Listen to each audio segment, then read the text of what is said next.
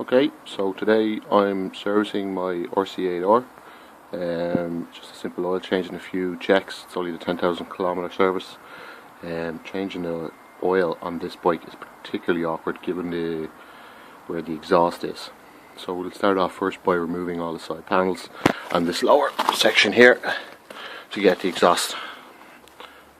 So now we've got our pieces removed. Just for anybody that's getting stuck, there's 3 holes at the top here, a bolt at the top here, 2 at the bottom here, and that's how you remove the side paneling.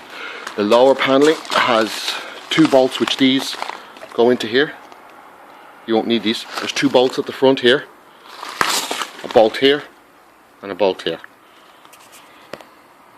When you remove all those bolts, it should come off fairly easy. Okay, as you can see, I've removed the side panel on the bike.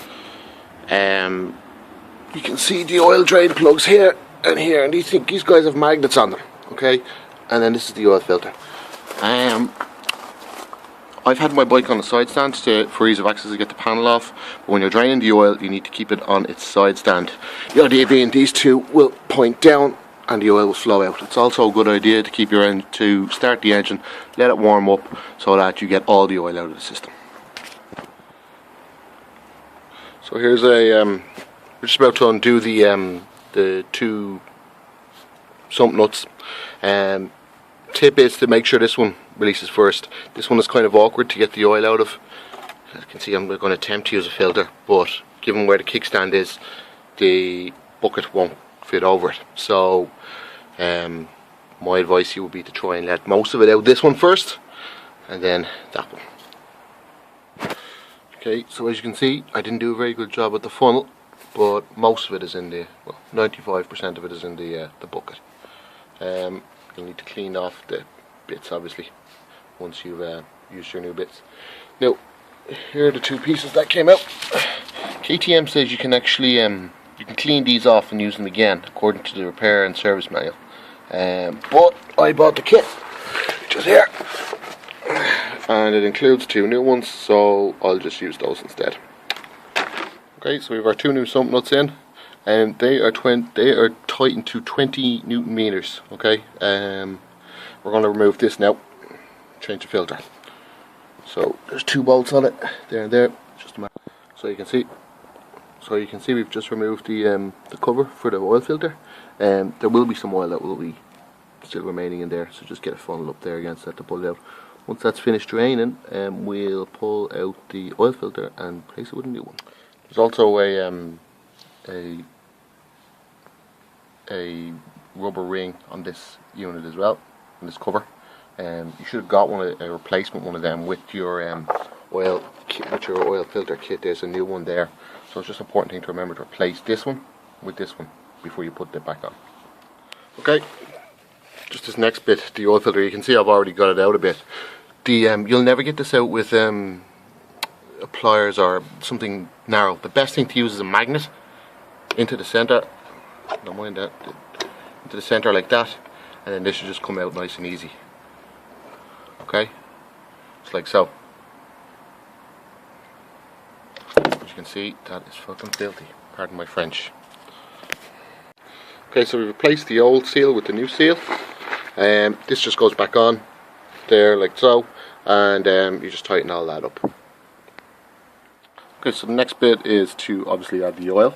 You can judge roughly based on how much oil came out, how much oil you need to put in. This time I went for rock oil, 10W50. I have used the Motrex before, but I've used the rock oil on my previous bikes, and it's better. It should be noted that oil is black and it is less than 5,000 kilometers old. It's just my opinion on it. One thing I'll say though, when you're adding the oil, bear in mind you use a funnel. You can always add more. It's very difficult to take oil out. It means taking all this stuff off again in the event you add too much oil. So add it in small amounts, dip regularly as you're using this, and you want to get it to maybe about 2/3 of the way up. Okay, not the full way, about 2/3 of the way up. That's what KTM in UK recommended to me. Okay, so I'm doing this from over here because the engine is so loud, but we've tightened everything up and put all the pieces back, and we're just after starting the engine again just to make sure everything is hunky-dory. We let her idle over there for a couple of minutes and make sure there's no leaks coming from any of either the sumps or the oil filter cover. Once you've verified all that stuff's okay, just put the fairings back on in place in the order they were taken off. So it's the bottom piece goes on first, then the top piece. We're going to change the air filter next. Okay, so to change the air filter, there's a couple of bolts to be removed. You need to remove these two bolts under the seat. You need to remove the damper, and then these two bolts here. So when you're removing the tank, you will also need to remove this. You'll also need to disconnect the fuel line. Okay, that's this here. Okay, there's a metal thing just there. There's a metal little button. Okay, so you push that button in and click, and then out it pops. All right. You also need to disconnect this wire here. I don't know if you can see that. It's this one here. There's a connector there. Okay, there's just a little clip on it. When you undo the clip, it should come off. Okay, so once you've got the tank raised up like this, okay, you need to disconnect this. This connects in here.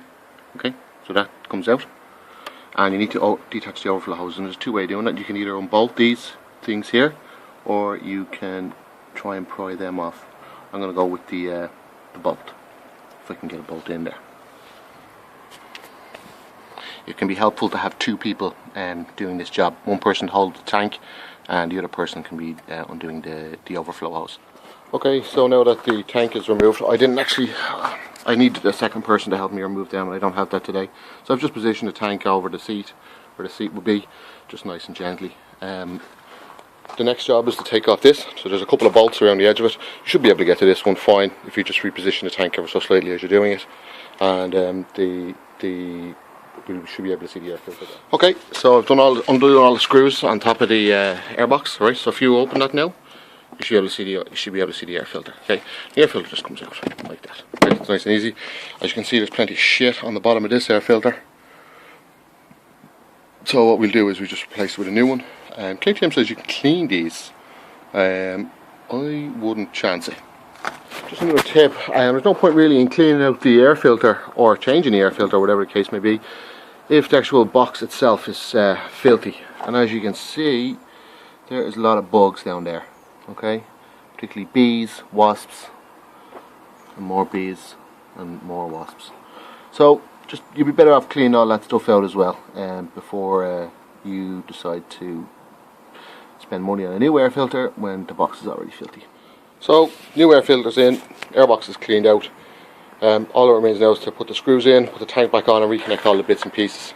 That in essence is the bulk of a service on an RC8. There are a whole pile of other things that need to be done as well, but they're all little jobs and stupid jobs, like, you know, are your brake discs worn?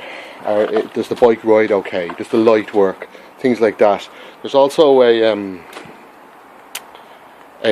number of tests which need to be done on the ECU. Okay, now unless you're prepared to fork out thousands of euro for a KTM ECU control computer, whatever it's called, I'd suggest using ECU Tune, which is available from ECUtune.org, I believe, and you can connect it into your bike.